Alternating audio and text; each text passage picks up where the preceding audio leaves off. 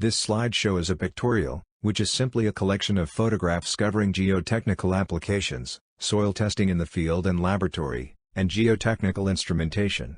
Most of the photographs are from North Queensland, Australia, with some from overseas. There are numerous geotechnical applications. To give you some taste, we have included here photographs of earthworks, soil compaction, landfills, geosynthetics, excavations, sheet piles, foundations, earth-retaining structures, soil nailing, slope stability, rock engineering, tunneling, dams, land reclamation, dredging, and mining. Prior to the construction of a building or embankment at a site, the ground has to be prepared. A wide range of earth-moving equipment such as excavators, spreaders, scrapers, dozers, compactors, graders, backhoes, and dump trucks are brought to the site for this purpose.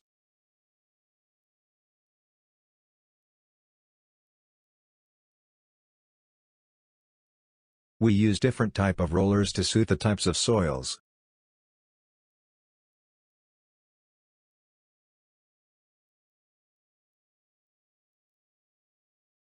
We provide an almost impervious liner at the bottom of the landfill in the form of geosynthetics or compacted clay. This prevents hazardous leachates from getting into the ground and contaminating the groundwater. There are a wide range of geosynthetics such as woven or non-woven geotextiles, geomembranes, geogrids and more. They serve different purposes such as reinforcement, separation, filtration and drainage.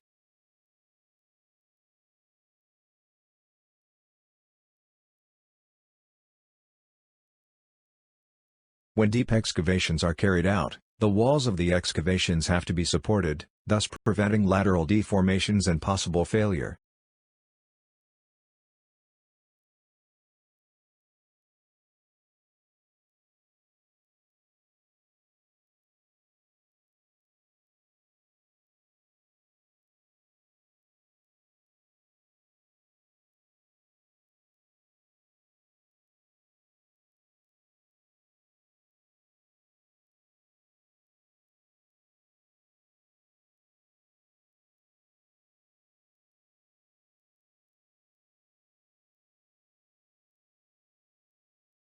Sheet piles are interlocking sections driven into the ground, making a continuous wall which can be made watertight.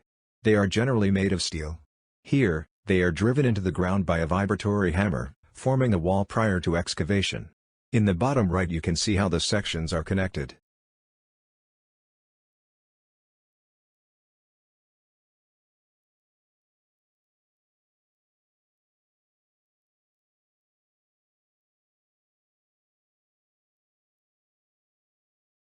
You can see how the adjacent sheet pile sections interlock, thus forming a continuous wall.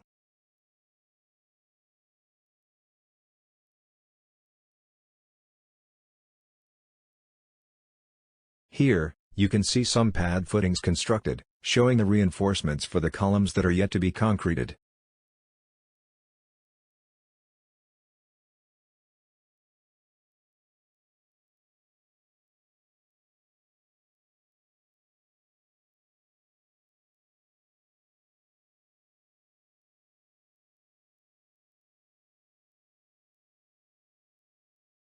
Here you can see some octagonal precast concrete piles on the right.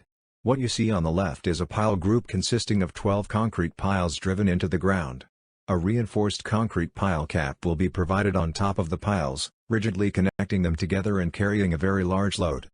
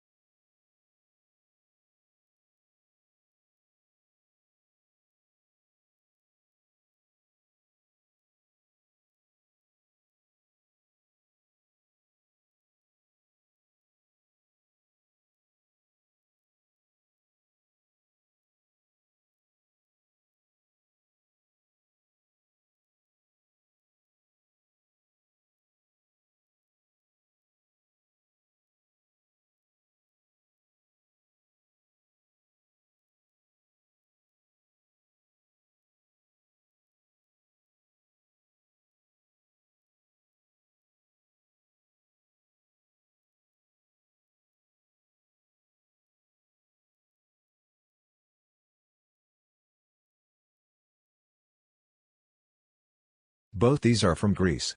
On the left is the Corinth Canal, cut across the land, connecting two seas. On the right is the ancient Parthenon temple on top of Acropolis Hill.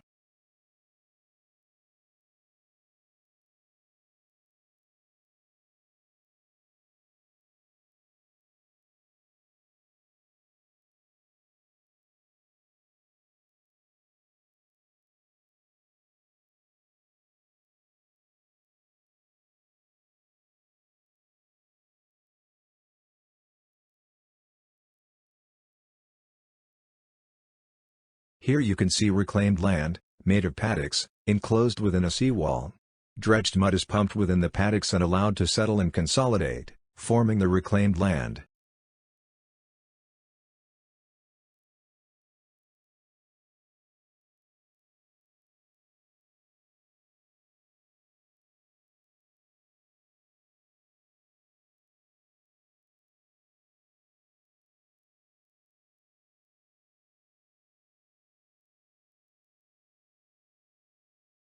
To determine the soil properties, we drill boreholes and also do some in situ tests at the site, and take soil samples for further tests in the soil laboratory.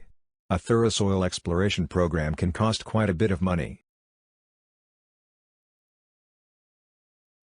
To carry out the soil tests at the site and to collect soil samples, we take the drill rig to the site. Some sites can be difficult to access.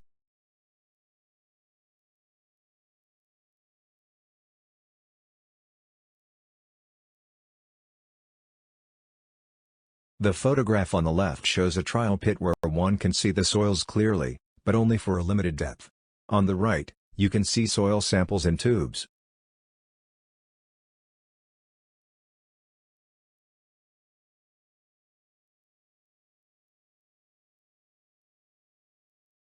In situ testing involves pushing or driving a probe into the ground, and the measured resistance gives an idea about the soil strength, stiffness and more.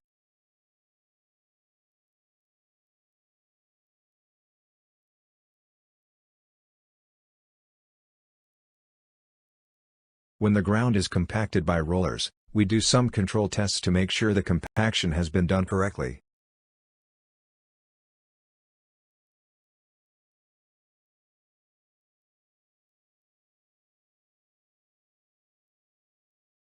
Soil samplers are thin-walled tubes that are pushed into the ground for collecting intact samples. The collected samples are sealed and waxed at the ends to prevent loss of moisture.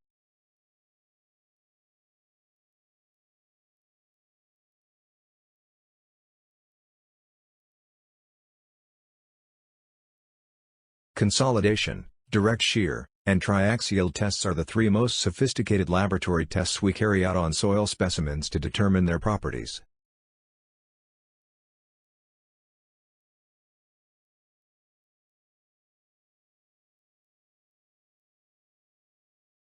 This is from CSMRS, a state-of-the-art government laboratory in Delhi, India, where they are preparing a 1.5 meters high specimen from large aggregates collected from a rockfill dam site.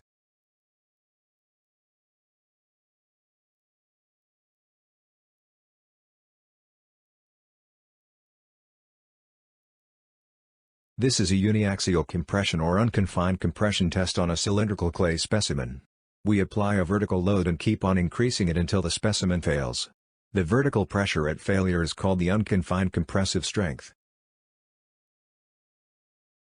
In some projects, we use geotechnical instruments such as load cells, earth pressure cells, piezometers, settlement gauges and inclinometers installed at strategic locations and monitor them for a specific duration, which can be days or months.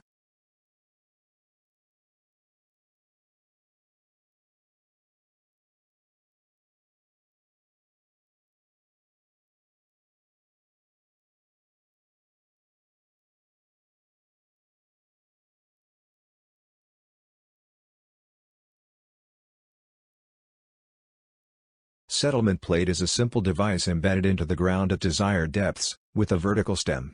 The elevation of the top of the stem is monitored for determining the settlements over time.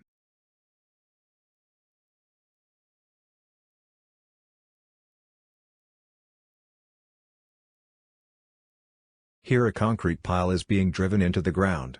The pile is instrumented and monitored through a pile driving analyzer or PDA. It is not always smooth sailing.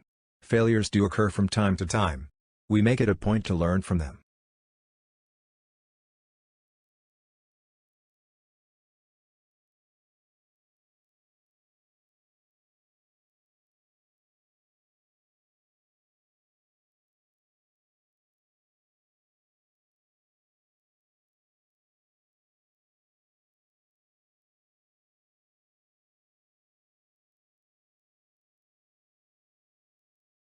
That is my Mumtaj in front of Taj Mahal on an almost private viewing early in the morning.